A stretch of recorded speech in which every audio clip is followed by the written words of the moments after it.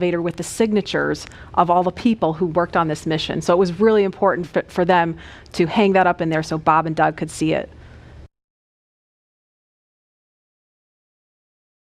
And there the doors are opening. Here they come. Great. And there they are, NASA astronauts. Small crowd, but big cheers.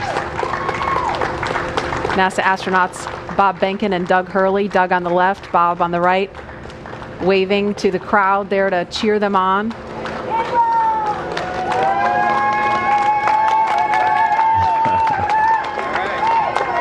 And there are their families right in front of them.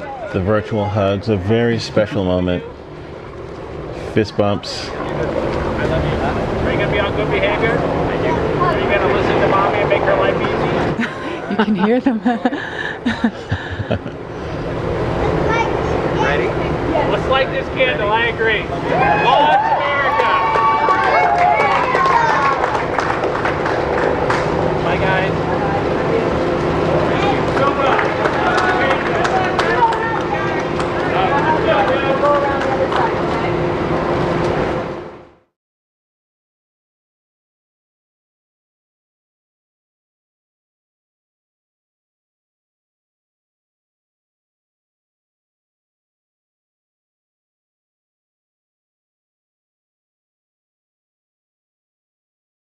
And there it is. That shot really gives you a sense of the scale of the Falcon 9 rocket. Those Teslas look teeny, teeny, tiny, making their way up there.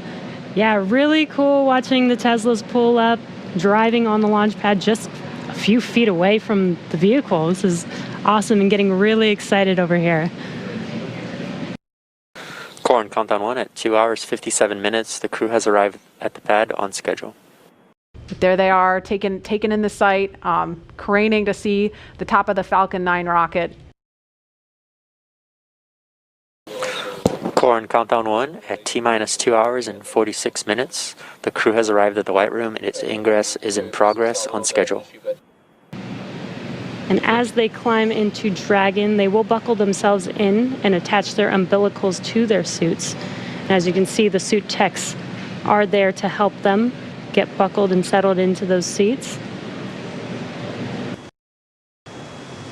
And we can see the seats slowly start to rotate. Again, they're in this down position just to make it easier to climb in and out of Dragon. They'll rotate to this launch position to put their backs a little bit more parallel to the ground. It makes taking the G-force a little bit easier for the crew on the way uphill, but most importantly, positions those touchscreens directly in front of them, which is just their gateway into Dragon. Dragon, SpaceX, seats are in the launch position. We copy. Dragon, SpaceX, go for launch. SpaceX Dragon, we're go for launch. Let's light this candle. 10, 9, 8, 7, 6, 5, 4, 3, 2, 1, 0. Ignition. Liftoff of the Falcon 9 and Crew Dragon. Go NASA, go SpaceX, Godspeed, Bob and Doug. America has launched. And so rises a new era of American spaceflight, and with it the ambitions of a new generation continuing the dream. 20 seconds into flight, stage 1 propulsion is nominal.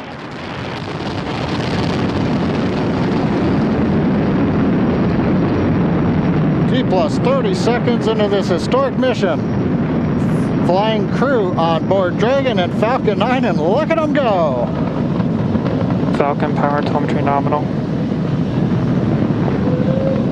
M1D throttle down. We're throttling down to get ready for the period of maximum dynamic pressure. We're in the throttle bucket.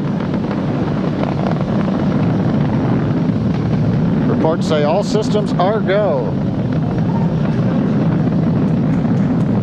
Vehicle is supersonic. We've exceeded Mach 1 on the Falcon 9. M1D throttle up. We're throttling back up to full power as we're through max Q. Copy, 1 Bravo. And we heard that 1 Bravo call out. That's just the second abort zone that they're in. They'll continue to be on this until the first stage has done its job and they switch over to the second. At this point, Bob and Doug pulling about 2.3 Gs, 2.3 times the Earth's gravity, already moving at over 1,500 miles per hour. We've heard the call out for MVAC engine chill. That's getting the MVAC engine ready to light. That'll come at about 2:44 into flight. Right now, everything continuing to look good. Next major event coming up is going to be the triple. We'll have main engine cutoff of the 9 first stage engines, stage separation, and then ignition of the second stage engine to continue to carry astronauts into orbit. And what you're seeing on your screen is a live view of our drone ship, where our first stage will be coming down. Looks like we lost that live view, but we'll wait for confirmation of that landing shortly here. Falcon 9 first stage successfully landed. And there you can see on your screen, Falcon 9 has landed. This is the first Falcon 9 to carry humans to orbit, so very exciting for us. And as you can see on your right screen, Bob and Doug are still making their way to their targeted orbit. Dragon separation confirmed. Countdown 1 is unmerged. Separation confirmed. And there's that call out. Dragon is now officially making its way to the International Space Station today. Dragon SpaceX with that separation call. We have a few words for you from our Falcon 9 team. Standing by. Dragon, Chief Engineer on Dragon to Ground. Bob Doug, on behalf of the entire launch team, thanks for flying with Falcon 9 today. We hope you enjoyed the ride and wish you a great mission. Thanks, Bala. Congratulations to you and the F9 team for the first human ride for Falcon 9. And it was incredible. Appreciate all the hard work, and thanks for the great ride to space. Copy all. Power and light. Proud of you guys and the rest of the team. Thank you so much for what you've done for us today, putting America back into low Earth orbit from the Florida coast. Copy all. Good luck. Godspeed. Without further ado, we would like to welcome you aboard Capsule Endeavour. We chose Endeavour for a few reasons. One, because of this incredible endeavor NASA, SpaceX, and the United States has been on since the end of the shuttle program back in 2011. The other reason we named it Endeavour is a little more personal to Bob and I. We both had our first flights on Shuttle Endeavour, and it just meant so much to us to carry on that name. That's what we decided to go with. So we hope you enjoy that name, and once again, welcome on board. Today we accomplished the first flight off the Florida coast in quite some time, and Doug and I were really proud to have an opportunity to be a part of that. We're doing it in a brand new spaceship, a spaceship that's a lot different than its namesake Endeavour, the space shuttle, in that it has touch display screens that allow us to accomplish most of the interfacing requirements that we have. But we've got the capability to interface with the vehicle, and it's kind of interesting. There's a command. This little button over here is actually what the commands are for our displays. One thing that does get lost is there is a extensive button panel down below as well. So over on this side, we can turn the displays on and off, as well as send some commands for some contingency situations. On the other side, we have the ability to deploy chutes and things like that on entry. So we do have some buttons, but the primary interface is these displays. So nice, new, modern cockpit that we've got for our compared to our namesake, the Space Shuttle Endeavour. And I'm guessing it was the first time a space vehicle was flown with a touchscreen before. So we got that going for us. We did, it turns out, end up with one stowaway on board our vehicle when we launched today. It was not just Doug and I who accomplished the launch here. We do have an Apatosaurus aboard. We both have two boys who are super interested in dinosaurs. And we collected up all the dinosaurs between the two houses, and Trimmer, the Apatosaurus, got the vote from the boys to make the trip into space today with us. And so that was a super cool thing for us to get a chance to do for both of our sons, who I hope are super excited to see their toys floating around with us on board. I'm sure they would rather be here given the opportunity, but hopefully they're proud of this as well. At this point, Dragon now approaching waypoint 0. At this moment, we're less than a mile away from station. Dragon just under 1,200 meters away, continuing to close the gap. Pretty slow rate right now, moving in at only about 1.7 meters per second. And here's a view from Dragon. Dragon's got a number of relative navigation sensors, as well as a couple of cameras that can look forward. That will hopefully get some additional views as far as we get closer to docking. Here's a great view from a camera behind Bob and Doug. Bob in the right-hand seat in the pilot seat. Doug in the commander seat, or the CDR seat. There they are. And that's 200 meters from the center line of the space station. We're inside 100 meters, continuing to close. I think you can see a meatball and American flag on that on the spacecraft. That structure on the fairing structure is actually what the Super Dracos are housed in. Of course, all of those are deactivated now, only used for launch escape during the ascent portion. Nose cone right at the top of the vehicle, and you can see sort of the ceiling surface.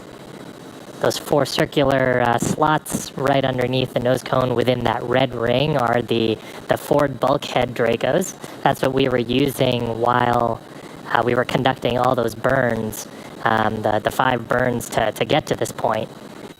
SpaceX Dragon on the big loop. Our visors are down. Visors down. They are. Copy, visors down. They're sitting right there, 20 meters from the docking port. One more view. SpaceX and Station Dragon on the big loop. We are inbound from approach 2. Copy, inbound. Mission copy. Dragon closing in. We're inside 20 meters. And yeah, that crew hands-off point should come up in about 3 minutes or so. Right before we get that final docking, it comes about 20 seconds prior. We're just about 2 meters away from the station still. And that's just the crew not issuing any abort commands. At that point, it would be too late. And so any aborts would be executed automatically by Dragon itself.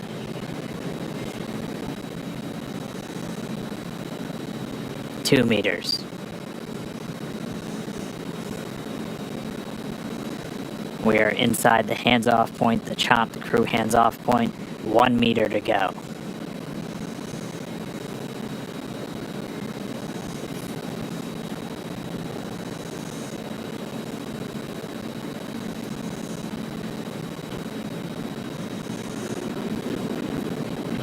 Soft capture complete.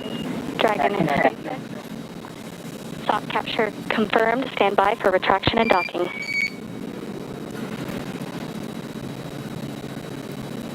Standing by. And we just heard it, soft capture. We have docking, that coming at 7:16 a.m. Pacific time, with the station and Dragon flying 262 statute miles right over the border between northern China and Mongolia. Dragon SpaceX docking sequence is complete. SpaceX Dragon, we copy docking complete. To say that it's been a real honor to be just a small part of this 90-year endeavor since the last time the United States spaceship has docked with the International Space Station. We have to congratulate the men and women of SpaceX at Hawthorne, McGregor, and at Kennedy Space Center. Their incredible efforts over the last several years to make this possible cannot go overstated. I'd also like to thank Kathy Leaders and her team of the Commercial Crew Program of NASA. An outstanding job by everyone. Last, I'd like to thank the men and women of the National Aeronautics and Space Agency. This is an incredible time to be at NASA. 3 new vehicles to be flown, continuing mission in low Earth orbit, and then to the moon and Mars. We thank you again and congratulate you.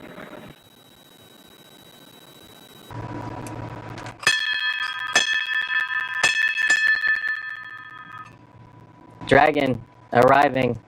The crew of Expedition 63 is honored to welcome Dragon and the Commercial Crew Program to welcome aboard the International Space Station. Bob and Doug, glad to have you as part of the crew. Well done. Bravo Zulu.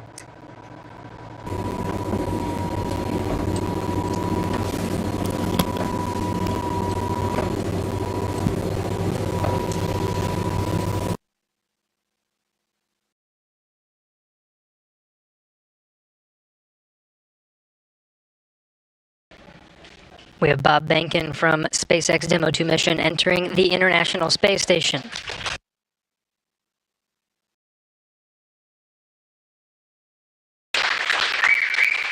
Followed by Doug Hurley. Demo 2 crew now aboard the International Space Station. They entered at 12:22 p.m. Central Time. The station at the time was 262 statute miles over Turkmenistan. Crew all gathered in front of the cameras at the Node 2 forward end of the International Space Station. Just behind them is the hatchway to the Crew Dragon on its Demo 2 mission. Station, this is the NASA administrator. Can you hear me? We hear you loud and clear, sir. Welcome to the space station. Thank you, Chris. It's good to see you. And welcome to Bob and Doug. I will tell you, the whole world saw this mission, and we are so, so proud of everything you have done for our country, and in fact, to inspire the world. We sure appreciate that, sir. It's obviously been our honor to be just a small part of this. We have to give credit to SpaceX, the Commercial Crew Program. Congratulations to the folks out at Hawthorne, McGregor, and at Kennedy. Just an incredible journey we've had the last couple days. A great day in space today, our first day of work on Space Station, but what a great ride on Dragon and Falcon 9 to get us here.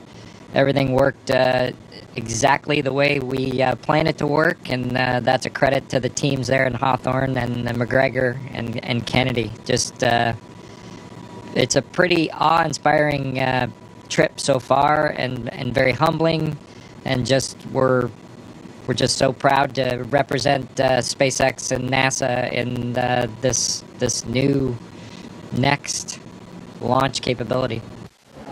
You guys have a picture of the Earth, and you have a flag which also represents the friendly competition, maybe that brings us unity. Why don't you tell us about that there? Yeah, so this is the flag that we left here almost 9 years ago on STS-135. It had actually flown on STS-1, and then it flew again with us on STS-135. And at some point after the end of the shuttle program, we decided we would have a little friendly competition to see who came up and got this flag. And congratulations, SpaceX, you got the flag. So Bob and I, Chris will not let us forget it. That's the biggest thing, is this will be on his to-do list when we get the nod to return Dragon back to Earth, and hopefully this will find a great place of honor somewhere in Hawthorne.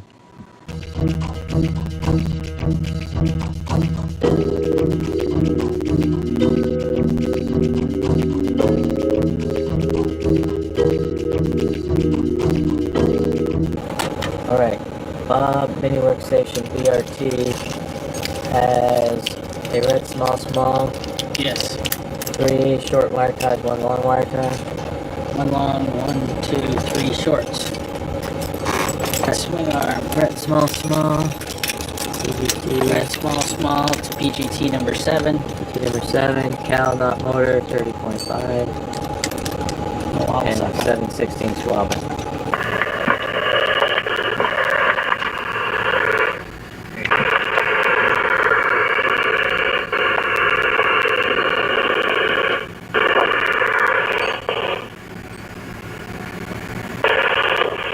Bob, your helmet is locked. Just check out all your stuff to make sure you're good. The thermal cover is open. I'm egressing. We copy.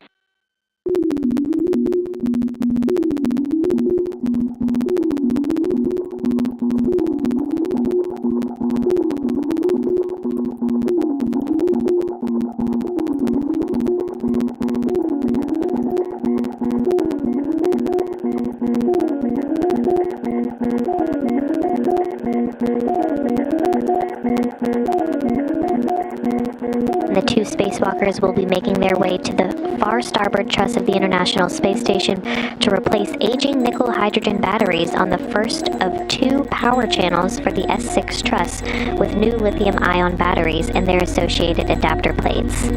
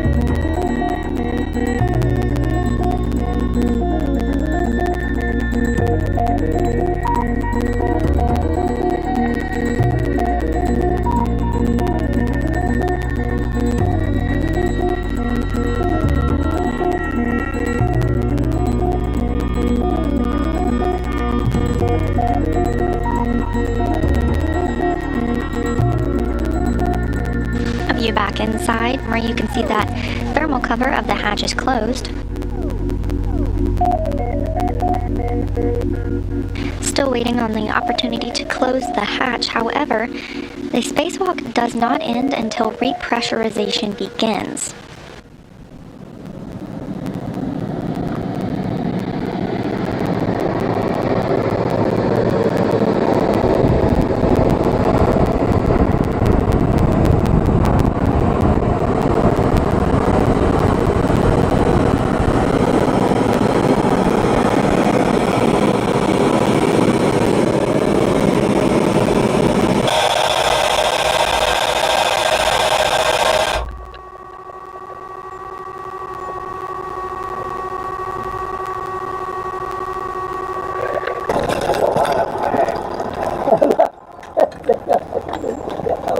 So much stuff. Hold Bob for a second.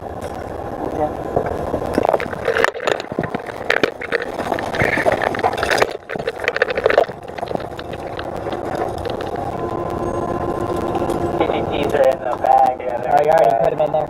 Okay. We'll get the tools out.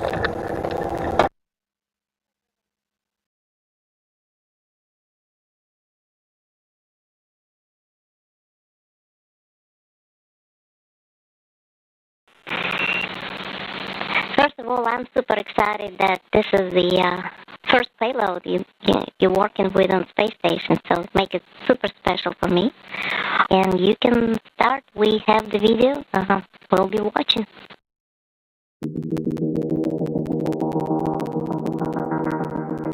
When you install the sample cartridge, we'd like you to first hand snug bolt Bravo and then do bolt Alpha and let us know if there's any difference between those two bolts.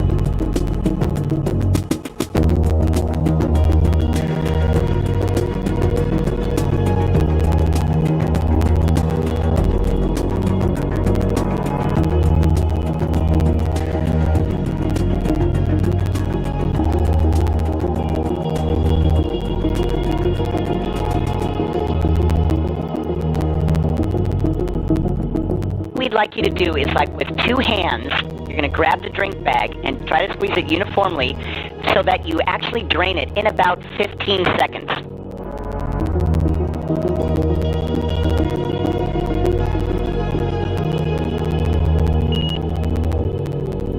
Keep it going cool.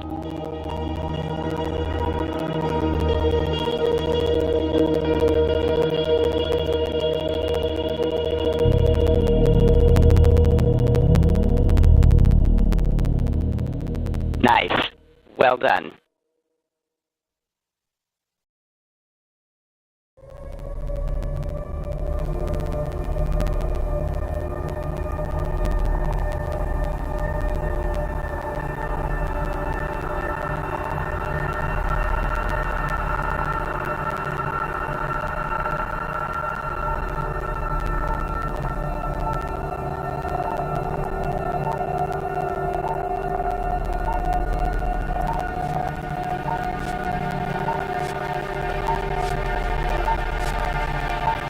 And Endeavour Houston on 2 while we wait for the fan. On this day in space history, 9 years ago today, Mr. Doug Hurley launched on STS-135.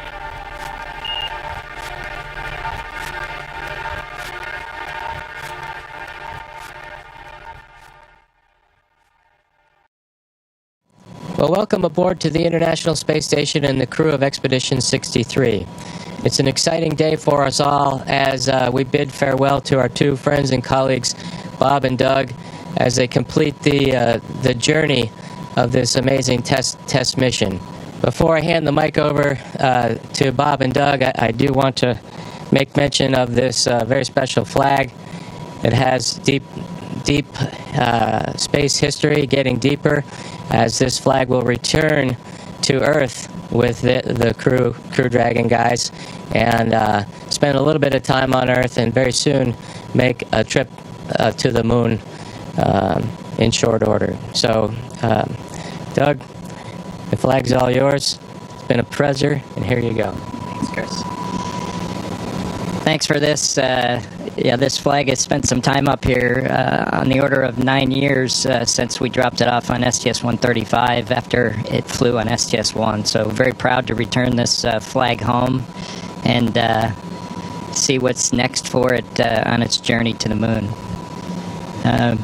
It's hard to put into words just what it was like to be a part of this expedition, Expedition 63. It'll be kind of a memory that will last a lifetime for me. Just all the incredible teamwork and accomplishments, with the highlights obviously being the 4 spacewalks that we worked together literally as a crew of 5 to have success and to complete that part of the upgrade for the International Space Station, which leaves it in a great posture for the future.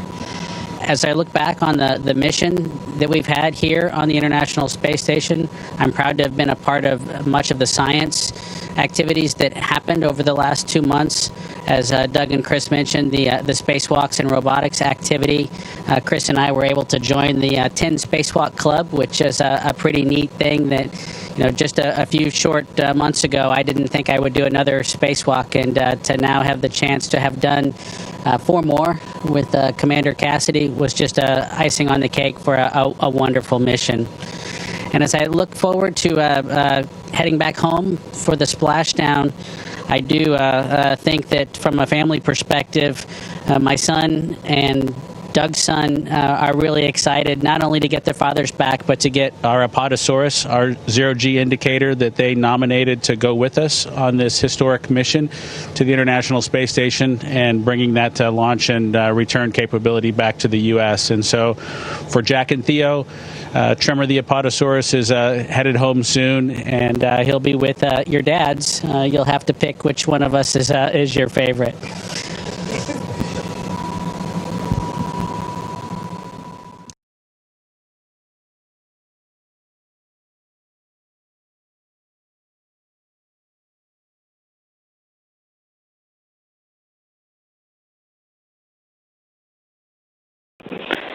Dragon SpaceX on the big loop.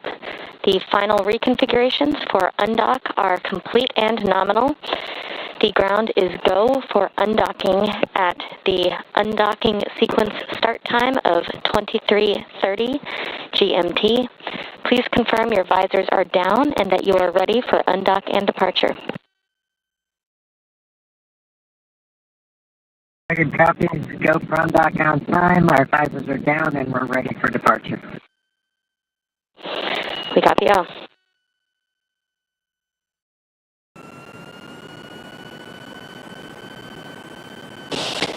Dragon SpaceX, all hooks open and nominal. All hooks open. Dragon departing.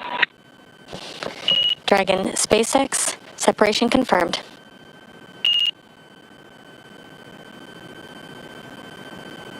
Separation. Great burns. Physical separation 4:35 p.m. Pacific. Thrusters looking good. Counting down to a nominal departure burn 0 coming up shortly.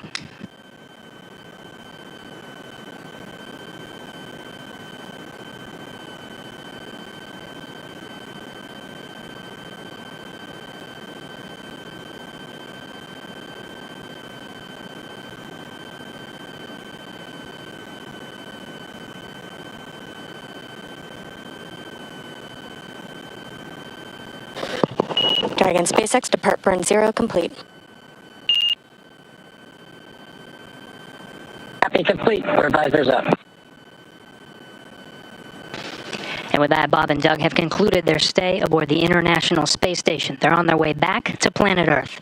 Confirms a physical separation at 4:35 p.m. Pacific as the station and Dragon were flying 267 statute miles over Johannesburg, South Africa.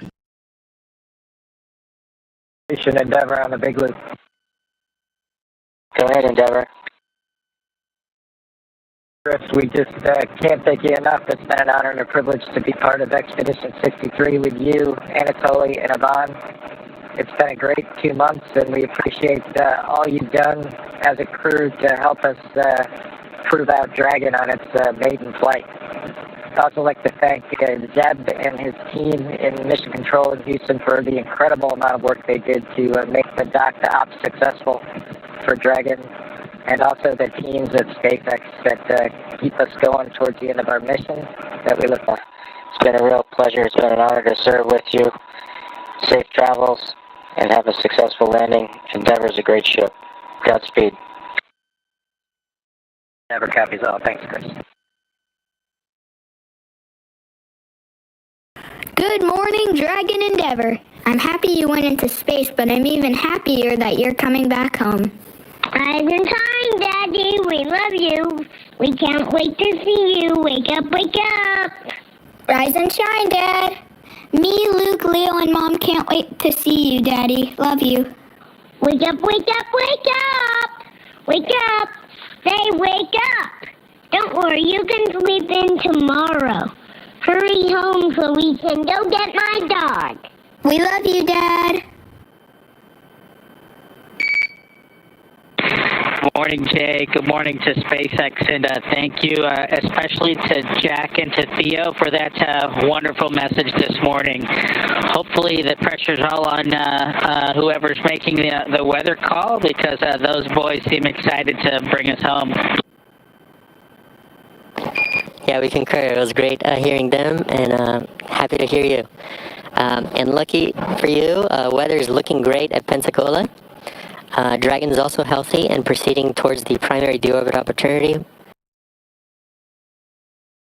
We've got some live views inside the Dragon Endeavour capsule. Bob and Doug there in their seats as they are making final preparations and doing final reviews as we get ready to initiate the deorbit sequence.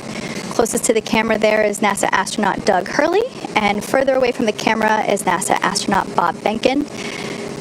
These are two incredibly wonderful humans. We affectionately call them our space dads here at SpaceX. It's been such an honor to be able to fly them. Of course, Doug Hurley was actually the pilot of the final space shuttle mission, STS-135, back in 2011. And Honestly, when I heard that he was assigned to this mission, I cried because, just to have the opportunity to return the pilot of that final mission to the space station in this capacity is so cool. And I've loved following this mission since the moment that we started training for it here in Hawthorne.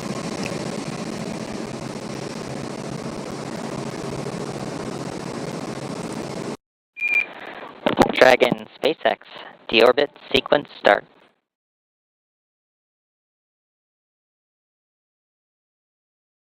Never copied.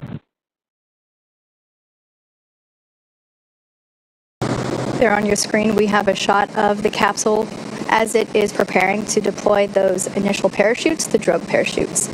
Again, these parachutes help slow the vehicle down even further and help stabilize in preparation for main chute deployment.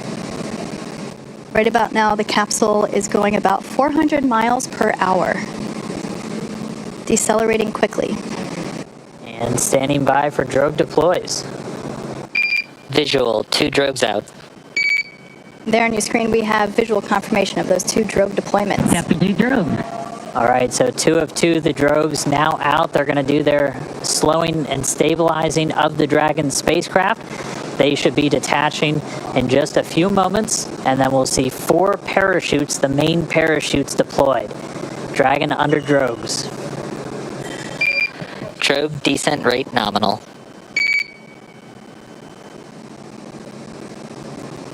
So the expected descent rate, the expected velocity out of the drogues nominal. We're right at around 150 miles an hour and already dropping. You can see the drogues now detach. And there we have confirmation of deployment of the 4 main parachutes. We are visual on 4 chutes out. We are visual. 4 main parachutes deployed. 4 main.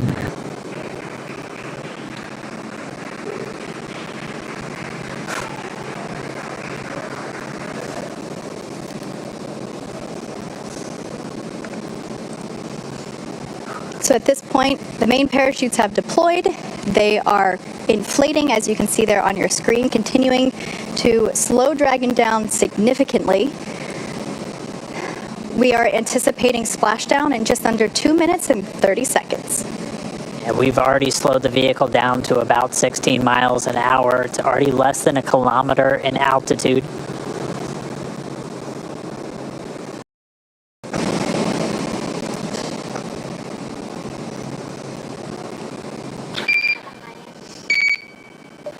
Main chute descent rate nominal, passing through 700 meters.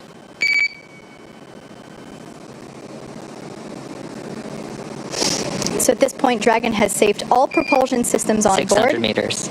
600 meters. And we're 600 meters above the Gulf of Mexico. Should be approximately 1:30 from splashdown.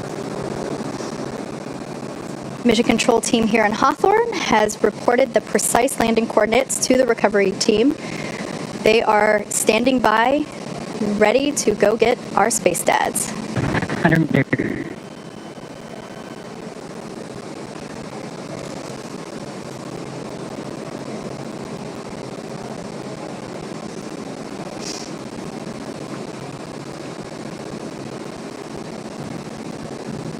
We just passed about 300 meters.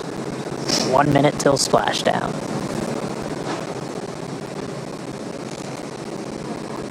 200 meters. We have brace for splashdown. Copy, brace for splashdown. So there we heard Bob and Doug reporting that they are bracing for a splashdown. We should be able to see the Gulf of Mexico here in the shot just momentarily, as we're now just about 20 meters off the ocean.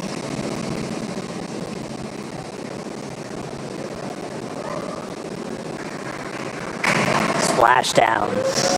As you can see on your screen, we have visual confirmation for splashdown.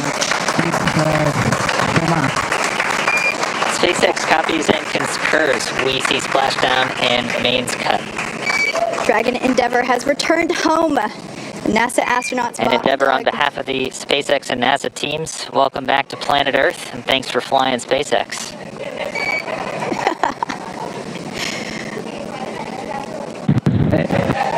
It was truly our honor and privilege to fly in flights of the Crew Dragon and Endeavour. Congrats, everybody at SpaceX. All good, and we're into section of 4.800.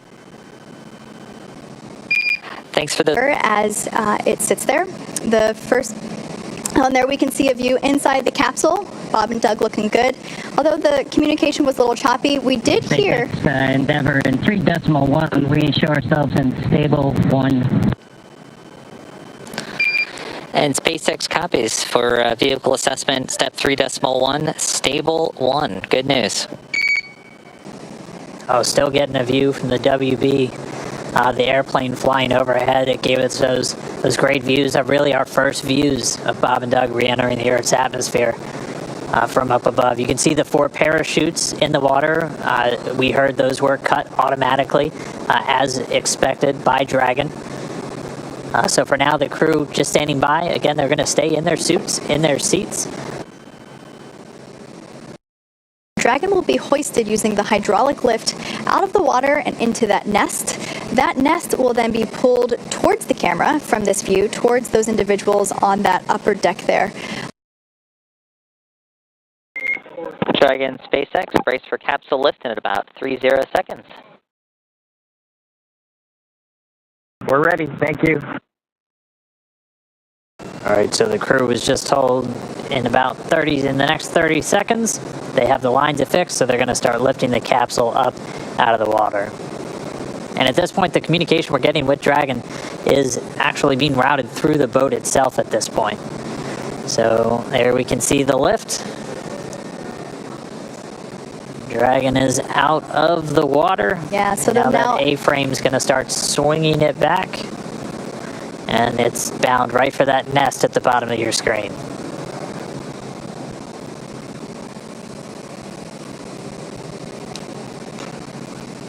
And there we can see Dragon Endeavour being carefully set down into the recovery nest on top of Go Navigator. Dragon SpaceX, welcome aboard the recovery vessel. Recovery personnel are completing final checks and preparing to translate you to the egress platform. Be happy, thank you. And we see the hatch is now open. Hatch being opened at 12:59 p.m. Pacific. Hatch is open.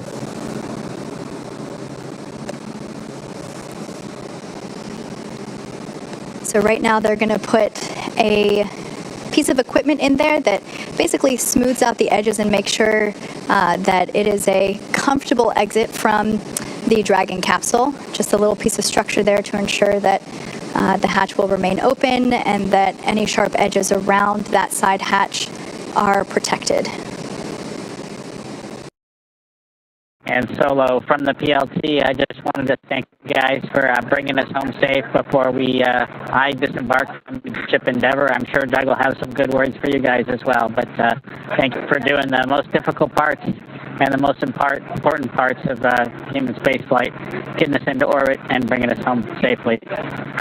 Thank you again for the good ship Endeavour. Thank you, Bob, for those awesome words. It's absolutely been an honor and a pleasure to work with you from the entire SpaceX team. It's been awesome. SpaceX Dragon from the commander. Go for SpaceX. Mike, I just would like to sort of reiterate what Bob said and add my thanks to everybody over the last several years that's either worked in Hawthorne, McGregor, or down at Kennedy Space Center. Anybody who's touched Endeavour, you should take a moment to just cherish this day, especially given all the things that have happened this year. We certainly can't thank you enough. Our families can't thank you enough. And just proud to be a small part of this whole effort to get a company of people to and from the space station. They can celebrate with each other, and we'll talk to you soon, hopefully in person. Thanks so much, Doug, and you're welcome, and thank you so much for those kind words. And we all wish you a safe journey home and a happy reunion with your family soon, and we look forward to seeing you in person as well. Mikey.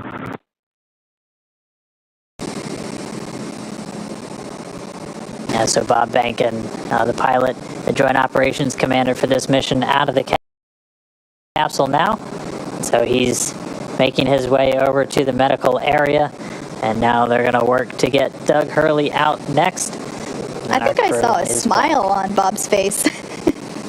He was a thumbs up all the way, as they've been giving us some regular status updates from inside the capsule. They've been feeling really good. And so now we're just standing by for our spacecraft commander, Doug Hurley, to make his way out into the fresh air for the first time in 64 days. And it looks like we've got him out. We've got some applause here. And as you can see in Mission Control, a standing ovation for a job well done all around. Yeah, our crew members, Bob and Doug, are now safely back home on Earth. And they're going to get checked out now by the NASA medical team. They're going straight into the medical quarters on board the ship. That'll be their first stop on planet Earth. And then they're going to be making their way up into a helicopter and then heading back to dry land. So once they're complete, the team's going to prepare Dragon itself, and they're going to begin taking it back to shore.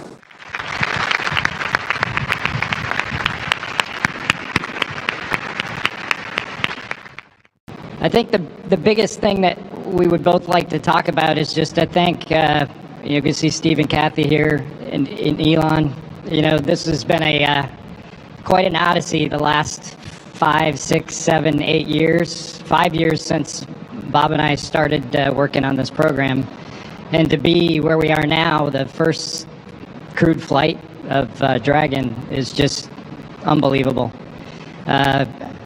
We said it before, just a tremendous privilege to be part of this program, to be part of NASA, and to spend 2 months on the International Space Station with one of the greatest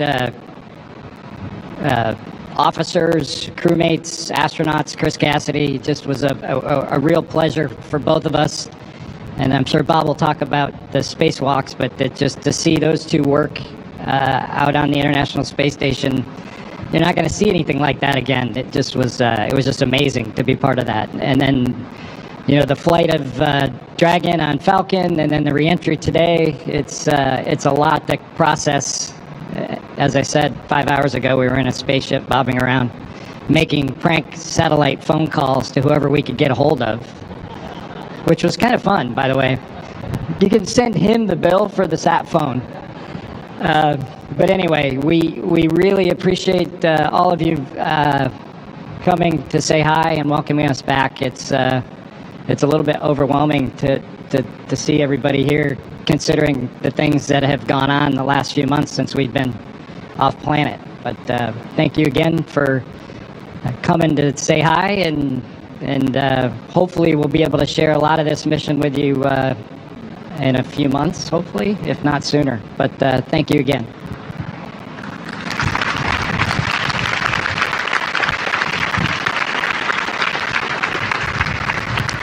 Well, first of all, thank you for everybody who came out today. I know with all the challenges, everybody's wearing a mask with the situation that we're in, it's not trivial to get this many people here to try to be close and celebrate what we've accomplished. I think for both Doug and I, the thing that we're most excited about having accomplished with this mission is, you know, it's written right on that sign where it says Launch America, and then, of course, Land America today. As we went through our years as astronauts here at the Johnson Space Center, we got to live through a big chunk of the shuttle era and a big chunk of the assembly of the space station.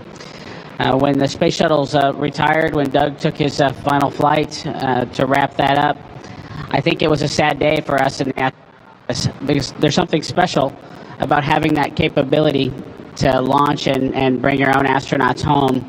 And we went through a lot of years without that capability. And I think we're both super proud to have been just a small part of the team that accomplished bringing those space flights back to the Florida coast and bringing that capability back to America. As Doug mentioned, we had the luxury of having just a super crew on board the International Space Station with Chris Cassidy, with Anatoly and Ivan. They just took wonderful care of us. I can't think of anything that we could have had more in place and ready for us when we arrived than what Chris set up for us. And so we're extremely thankful for him and his work to make things look easy for us. You know, we didn't have the full training template that was out there. We had an abbreviated flow and got to take advantage of an opportunity, if you will, to try to take care of Space Station as we accomplish this test mission. And so I think we're both really proud of that and happy that it didn't become a distraction. We were able to accomplish the test mission objectives and work through those, kind of get Dragon certified in some sense to be ready for our return home when the time came to do that. And so it all just worked out wonderfully. And so today, when we got the wake-up calls from our boys, telling us a little bit about what they were looking forward to, which was us coming home, and in Theo's case, getting a new dog. It was a wonderful morning, and we very much appreciated it. And so, again, I think this kind of comes full circle. Took years to get here. We brought the capability back to America, and we came home safely to our families. And it took a lot of people, a lot of time to make that happen. And so, to Kathy, thank you for that. Of course, you had Steve as your right-hand man for the most recent history, at least, and we definitely really appreciate the hard work that you all had to go through to ensure that the contractors, in this case, the SpaceX team, really could understand NASA and what we needed to be able to have in place to have human spaceflight be safe in the way that we wanted to operate it. And I think for the SpaceX team, we couldn't have asked for a more wonderful team to work with. I think, we definitely are old dogs and like some of our old tricks because it's not always because lazy. Sometimes it's because we did it before and we know an easy solution, and we try to share that with folks. And that's really, as we go forward to further activities, whether it's in low Earth orbit, to the moon, or beyond, we need to figure out the best way to share what NASA knows with the contractor team and help them be as successful as possible. And I think maybe we weren't there 5 or 6 years ago, of course, but by the time we launched and certainly by the time we returned, I think there was a very tight-knit relationship between the SpaceX team and our NASA team, and we worked together to accomplish what we accomplished. So with that, I just want to thank you all for coming out today and celebrating this victory with Doug and I, and recognize our small part of what was accomplished. Thank you all.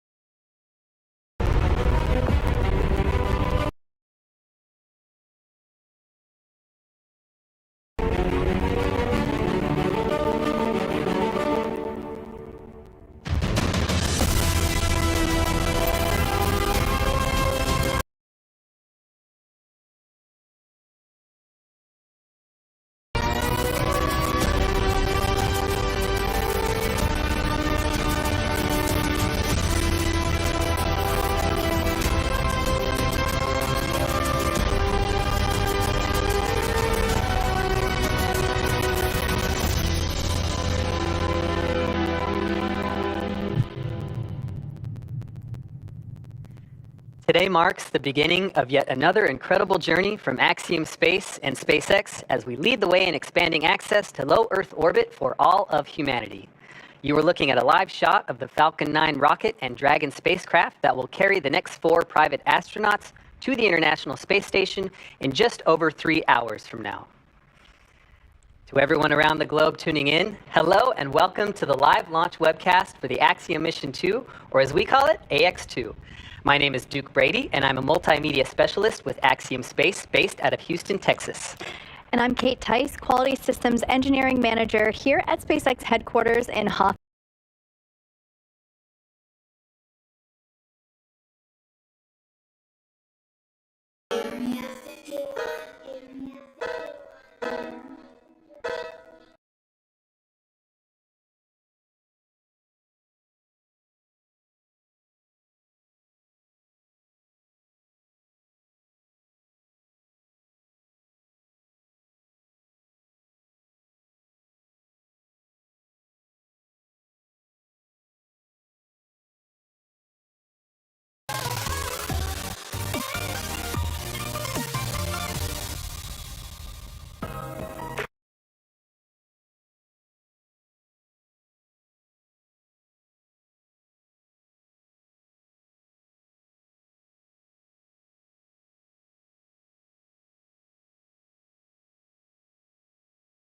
Headquarters in Hawthorne, California.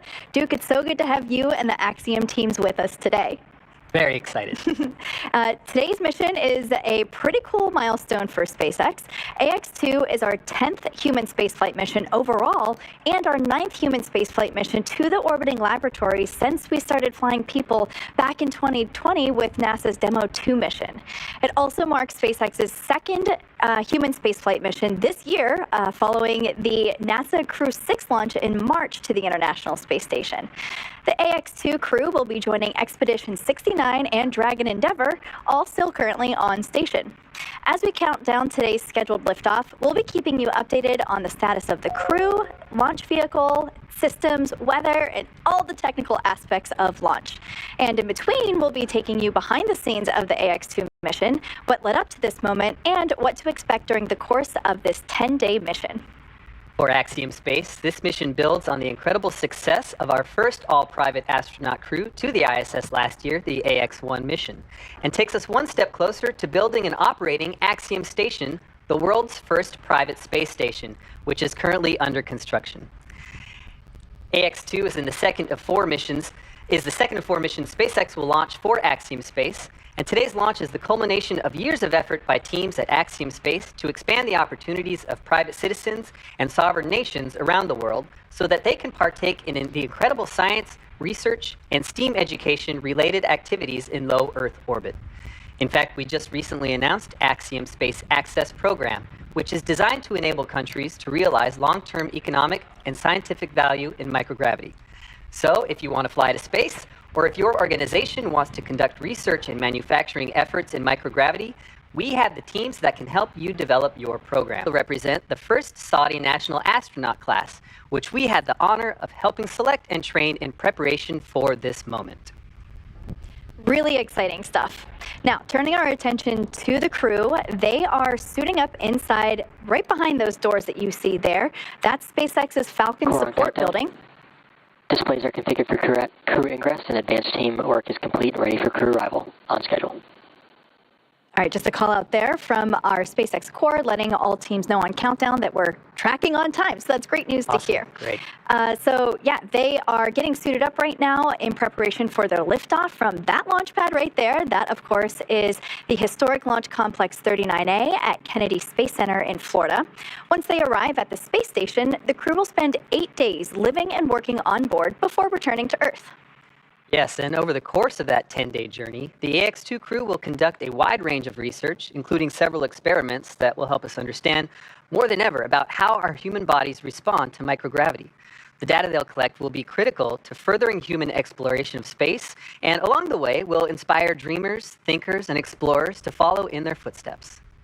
Every human spaceflight crew is unique, with each astronaut bringing their own background and expertise to the mission. With that, let's introduce you to the AX-2 crew. The AX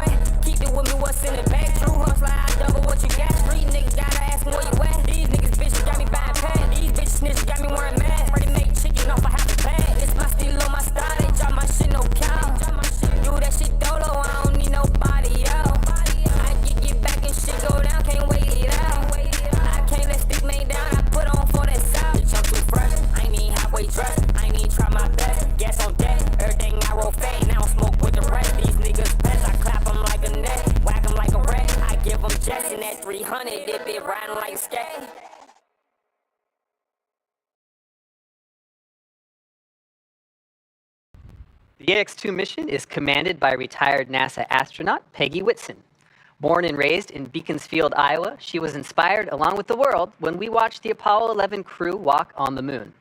She has since become the most experienced American astronaut and one of the most decorated. Whitson flew 3 long-duration missions to the ISS and has more cumulative time in space, 665 days, than any U.S. astronaut and more than any woman in the world. She has conducted 10 spacewalks with over 60 hours out in the vacuum of space and has performed hundreds of research experiments on board the ISS.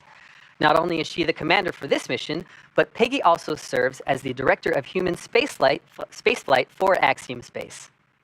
The pilot for AX-2 is private astronaut John Schaffner. Born in Alaska and raised in Kentucky, Schaffner is a STEAM education advocate, business pioneer, and lifelong space enthusiast. A pilot since the age of 17, John has over 8,500 flight hours holding commercial, instrument, single-engine, and multi-engine ratings in land and sea aircraft, as well as helicopter. He also holds ratings in former military jets and high-performance radial engine aircraft. As an athlete, John has years of competitive experience in water skiing, cycling, whitewater kayaking, hang gliding, skydiving, and base jumping. John trained as the AX-1 backup pilot, and during this mission plans to invest a lot of his time in STEAM education activities aimed at empowering educators and inspiring teachers. Representing the Saudi Space Commission and serving as a mission specialist, Ali Al-Karni was born in March 1992 in Sabt al-Alaya, Saudi Arabia. Ali is fluent in English as well as his native Arabic. And as an Air Force captain, Ali has 12 years of experience flying on multiple aircraft, primarily on the F-15SA in service to the Royal Saudi Air Force. Ali graduated with a Bachelor of Aerospace Science degree in 2013 from King Faisal Air Academy in Riyadh, Saudi Arabia. Also representing the Saudi Space Commission and serving as a mission specialist, Rayana Barnawi was born in September 1988 in Jeddah, Saudi Arabia. Rayana has a master's degree in biomedical sciences from Al Faisal University in Riyadh, and also has a bachelor's degree in biomedical sciences from Otago University in Dunedin, New Zealand. If that wasn't enough knowledge, she is fluent in English and Turkish, as well as native Arabic. She has been a research lab technician since 2013 in the Stem Cell and Tissue Reengineering Program at King Faisal Specialist Hospital and Research Center located in Riyadh, Saudi Arabia. There you have it, the AX-2 crew. This really is an amazing group of people who have spent months preparing for this moment. We are already beyond proud of them and can't wait to see them in space. At the moment, they should be making their final preparations inside our Falcon support building, and then soon they'll be making their first public appearance, fully suited and ready to fly.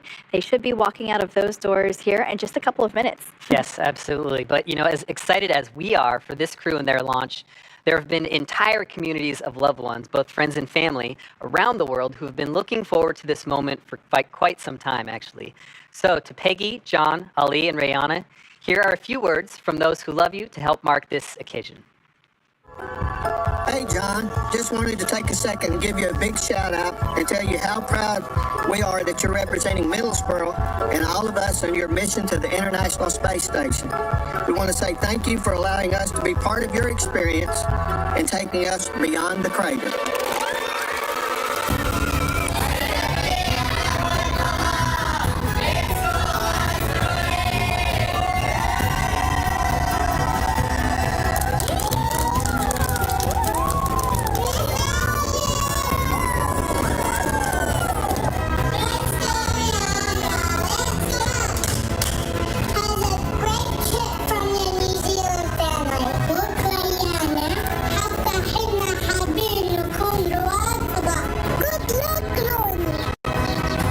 John, have fun, Godspeed. Have fun. Going to outer space. I am so fired up for you. You have no idea. Wish you the best of luck, and please, please do send me a postcard from up there. Congratulations. I'm so excited for you, John. Woo! Excellent. Good job. Wish you the best of luck. I don't know who these people are, but they will also want to wish you a safe and excellent mission. Enjoy and say hi to the boys from all of us. Good luck. Good luck. Tell the skies, a new star is rising. An angel with a beauty ever so shiny. A blessing that showers and glow. Go out there and be the light.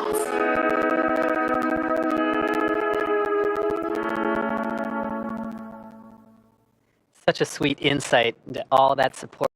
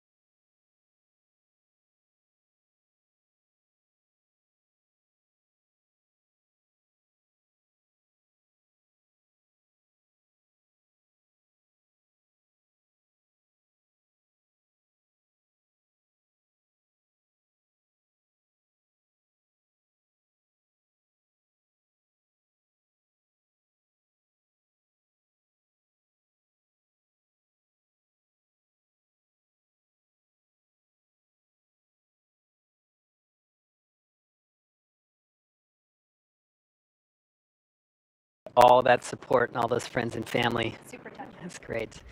The entire Axiom Space team and all of our partners truly appreciate and are humbled by the worldwide interest and support for this historic flight today. As the crew wraps up their preparations inside the Falcon Support Building, let's provide a bit of an overview of the operations for today. It's been a pretty busy morning already for the AX2 crew. They woke up at about 9 a.m. Eastern, had their first medical checks of the day, and then shared a meal with their quarantine support staff. At 12:20 Eastern, they departed the quarantine facility and flew to Kennedy Space Center for a special moment with family and friends at the tarmac of the KSC launch and landing facility. This event also marked the formal handoff of the crew to SpaceX for today's launch. Around T-minus 3 hours and 50 minutes, the crew arrived at the suit-up room and began putting their suits on. Right around then, we also had the crew pre-launch briefing, and that's where we share weather and launch details and basically give them their tablets, which they get to bring with them during flight. And all of that brings us to where we currently are, suit up. We are awaiting for them to make their appearance, but yeah, there's been a lot of activity. Absolutely. And we know at about T-minus 3 hours and 25 minutes, the crew began suiting up, and once that process is complete, they'll exit the Falcon support building and get into their Teslas. We will have 2 astronauts in each of the Teslas, led by a support vehicle. After that, it's a short drive to the launch pad, and once they arrive, the crew will ascend the fixed service structure in an elevator up to the 255-foot level. That's the structure you see there on your screen to the right of the rocket. The crew will then take the stairs up the last 10 feet, where they will stop and make one final phone call before walking down that crew access arm to the White Room. The White Room is their last stop before climbing into the spacecraft, a process known as crew ingress. During ingress, the SpaceX team will run a series of checks to ensure the suits, seats, and vehicle interactions are all functioning properly. After all the vehicle and crew checkouts are completed, the SpaceX closeout team will close Dragon's side hatch and depart the pad. At about T-minus 40 minutes, the crew access arm will retract away, followed by the arming of the launch escape system. Once the arm is retracted and the escape system is armed, propellant loading will begin on Falcon 9. At T-minus 5 minutes, Dragon will be configured for what we call terminal count. This is when Dragon's onboard computers take control of the spacecraft. And finally, the moment we're all waiting for, T0, Dragon and Falcon will lift off from pad 39A.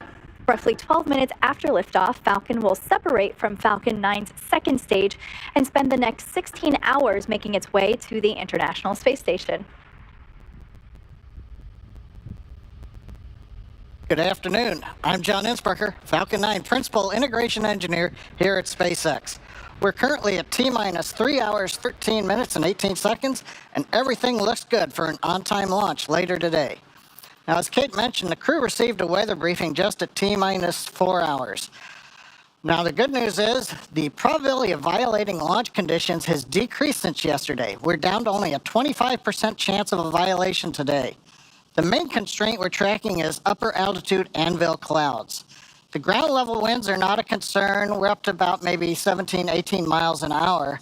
The upper level wind shear also is expected to be low, but as we get later in the afternoon here in Florida, the upper altitude winds could blow some of the clouds inland over the launch site in the ascent trajectory.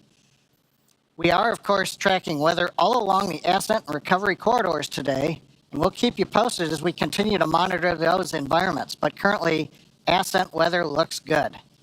Now, at pad 39A, as you can see on your monitor, Falcon 9 is powered up. Engine checkouts were performed overnight.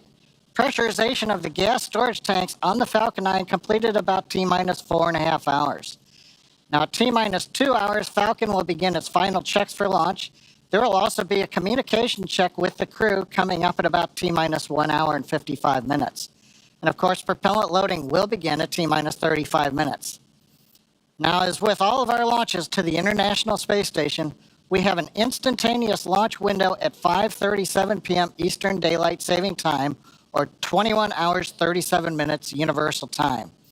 If for whatever reason we are not able to launch today, our next opportunity will be just under 24 hours later on Monday, May 22nd.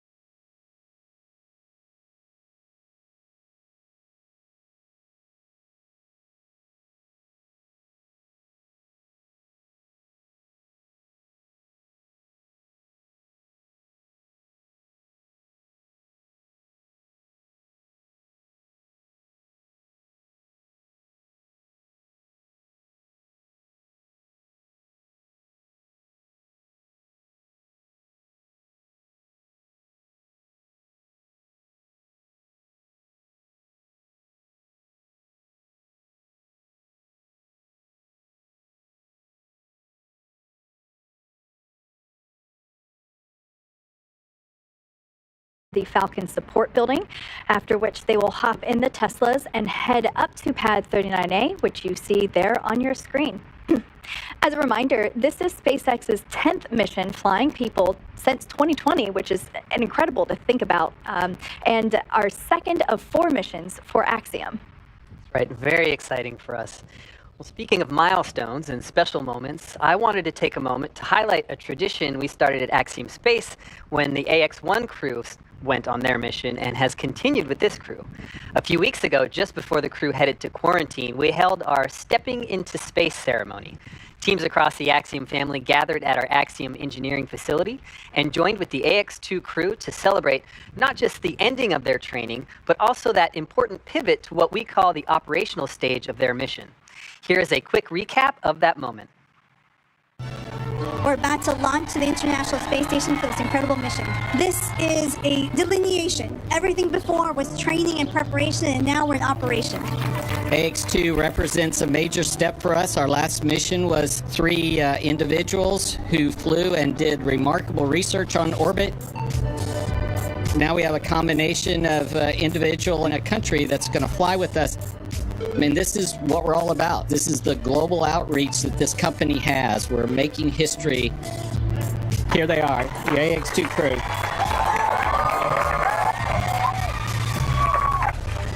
Well, we are really excited to be here today.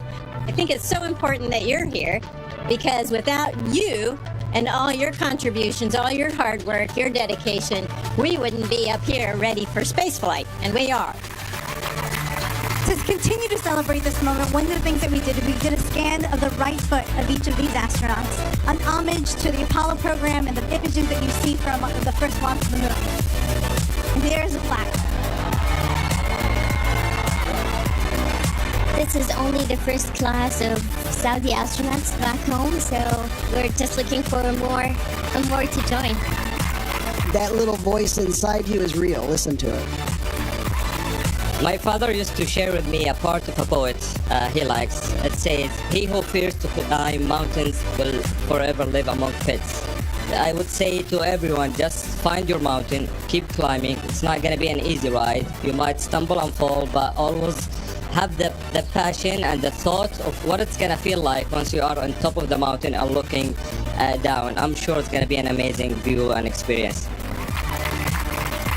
Live outside your comfort zone. You're capable of so much more than you might believe. So try things that you think you might not succeed at, because you'll find out that you really are much more capable. One more round of applause for our crew for the AX-2 mission.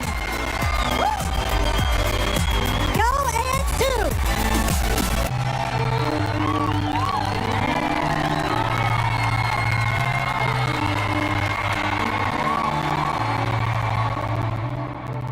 What an amazing tradition that you guys have started. I love that.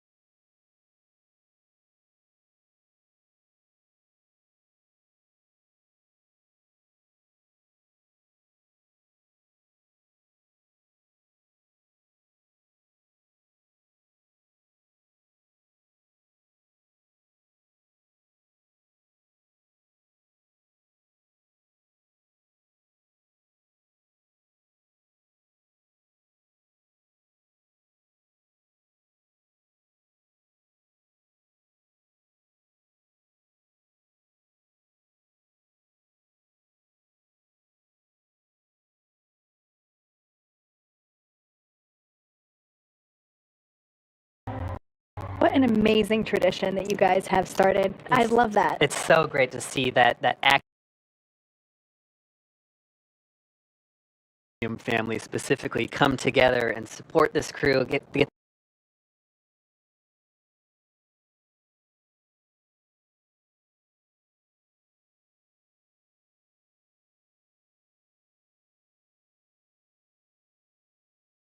big final send-off for all of that preparation they've been doing. Now, we are just moments away from seeing the crew for the first time today. This is a live view outside of our Falcon support building located... Core countdown, suit donning, and checkouts are complete. Stand by for walkout. We're on schedule. All right. Almost perfectly on cue there. That was the SpaceX core calling out on our countdown nets to let the integrated teams know that all of our crew members are in their suits. They went through the appropriate checks and fit-ups, and we should be seeing them walk out these doors any minute now. I love the serendipity of that moment. That's going to be the rest of the day, right? Everything's right on cue. Yeah, I like it. This is certainly a big moment for them. That moment at Axiom where we have this stepping to space send-off is a big one, going from that training to operational phase. But this might be the next big one, the next big step for their mission.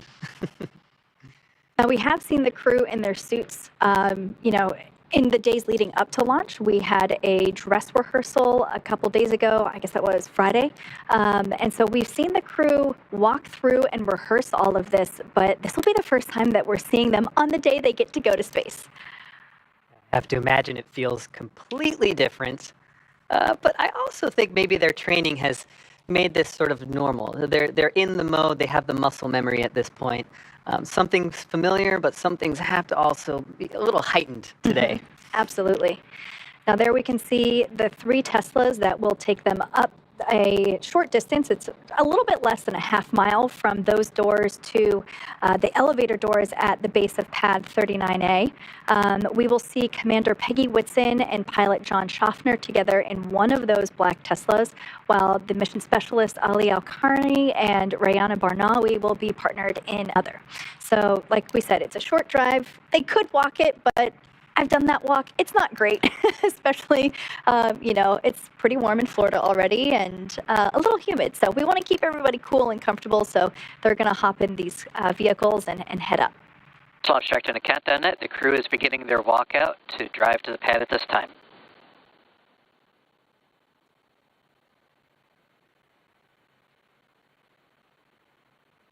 All right, it sounds like we should be seeing our AX2 crew any moment now, coming through those double doors that you see on your screen. Now, because we here in this location, we are inside the blast area, so no family or media are allowed here, but certainly an emotionally significant moment, and we're... Aha! And here they are, our AX2 crew. This is very exciting. This is our first live look at the AX2 crew suited up for their mission to the International Space Station. On your far left, you see Rayana Barnawi, followed by Peggy Whitson, then John Schaffner, then Ali Al-Karni. Wow, incredible. We've got a great group wave there. The team unifying for their first big step before they get in those Teslas to ride to their vehicle. I love this view that we have here inside the vehicles. We actually get to really get an up-close look at the excitement on their faces. Right now, they are, of course, going to buckle in, and they're also going to plug in the umbilicals, the umbilicals that flow cool nitrox.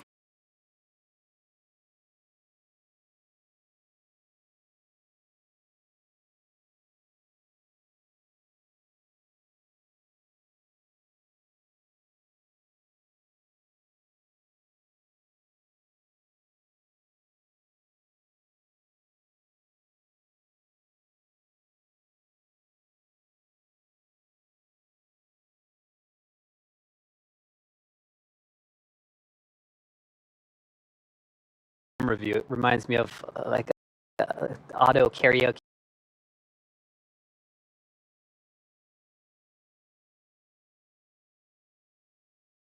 taxi karaoke, whatever that was. And that reminds me, they do have a special playlist that I think they're playing right now for their short drive. Don't think we'll get. Oh, it looks like fist bumps and maybe some dancing to the music as well. Yeah. That's our commander, Peggy Whitson, on the far left.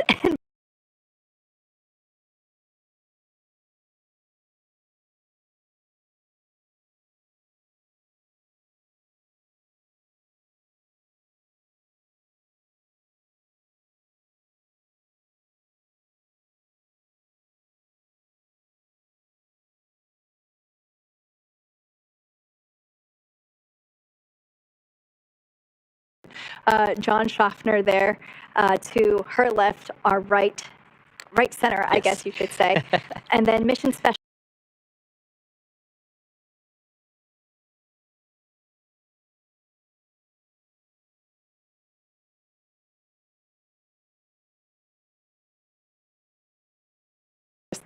Ali Al-Karni and Rayana Barnawi.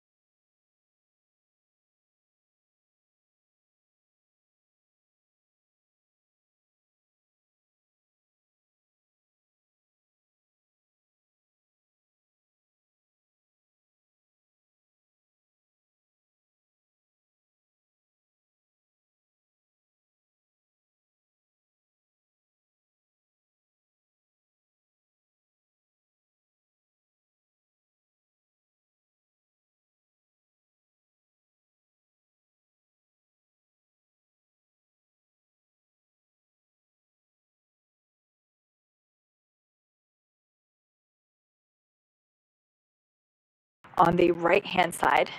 What a great moment there where you saw each pair of crew members sort of grasping hands, doing fist bumps, so kind of having their another level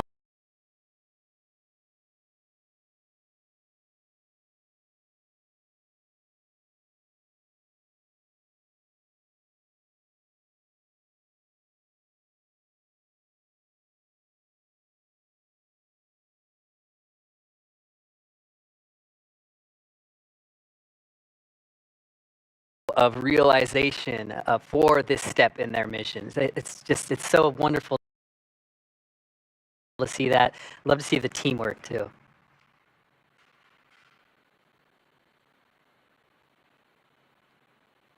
This is a very special moment for Peggy, but thinking about her, she actually had her first mission to space on STS-11, which launched from this very pad 39A on June 5th, 2002, just shy of 21 years ago.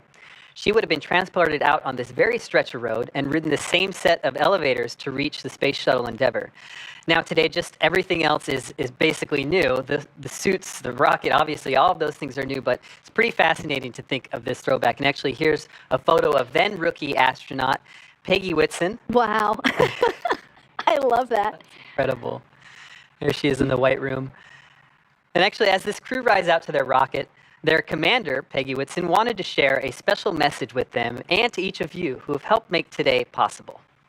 As I get ready for spaceflight, I want to say thank you to everyone who's contributed. I know there's so many of you out there that are helping to make each and every piece come together. The engineers that design things, the welders that put things together, the instructors that teach me how to operate this really very complex piece of hardware and how it's all integrated together by all the software engineers. And then we have a ground team that's helping us. And we have ground teams all over the world that are helping us be successful on our missions. And every one of you does a tremendous job to make spaceflight possible. Thank you, thank you, thank you.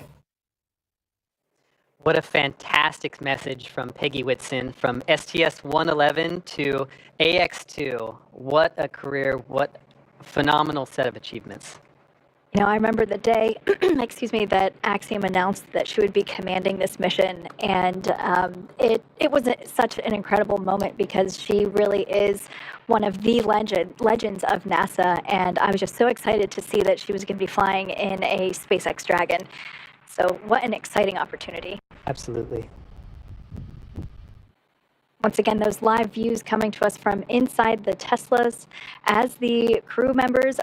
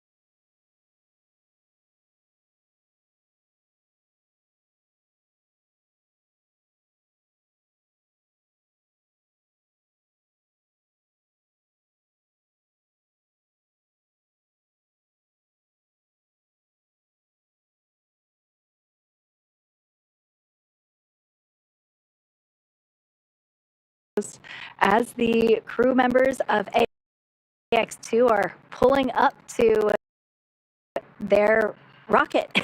They're now getting closer and closer to Pad 39A, where Falcon 9 and our Dragon Freedom capsule await to take them to the International Space Station.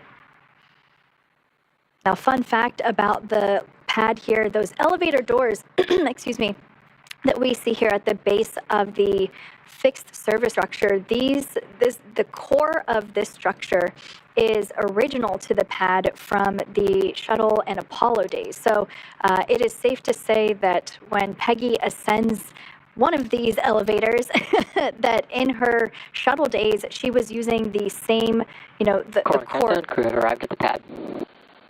There's that call out, just letting everybody know on countdown that the crew has arrived to the pad, as we can see. We have Peggy Whitson and John Schaffner. They've exited their vehicles first. This is one of my favorite moments that we have during the launch sequences.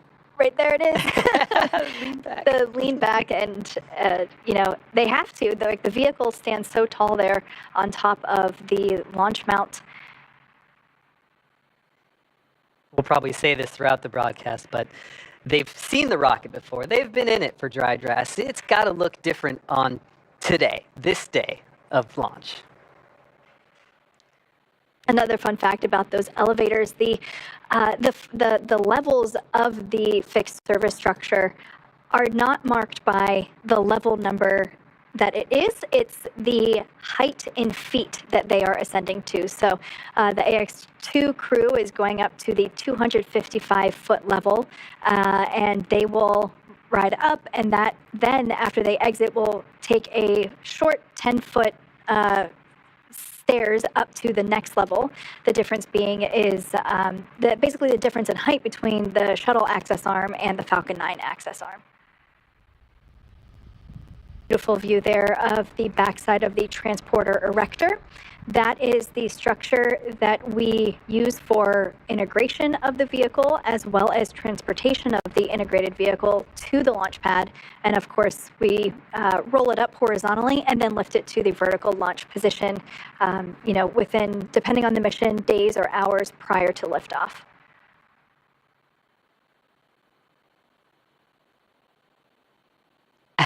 There you see Ali and Rihanna doing an excellent lean back for that view. You can see the excitement, hands clapping.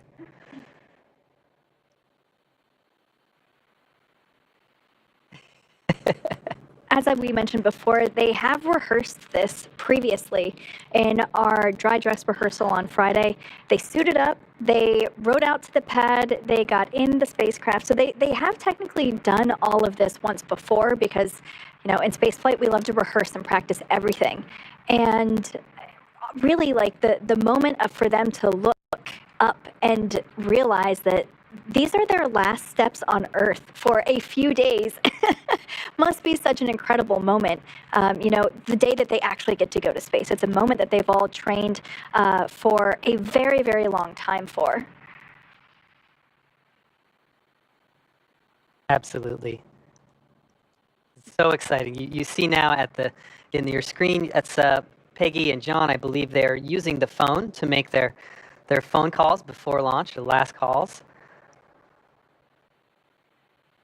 Now, for those of you looking at the view here and wondering what those arrows are for, those arrows point the direction towards safety in the event that the crew needs to leave the area quickly. They just look down and they're able to follow those chevrons over to the escape pods, basically. They are baskets on a zip line that allow them to leave the tower if necessary. It's a little counterintuitive because they're walking opposite of the arrows, which of course makes sense because they're going to space, not away. Rihanna and Ali have gotten to the top of the stairs, so they will have their turn to use the phone for their last calls.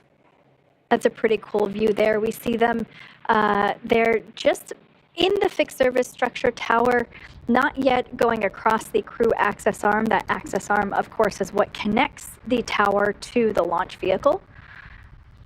We should be able to get a really great view of them as they go down the access arm, but looks like everybody's enjoying the view, as they should be.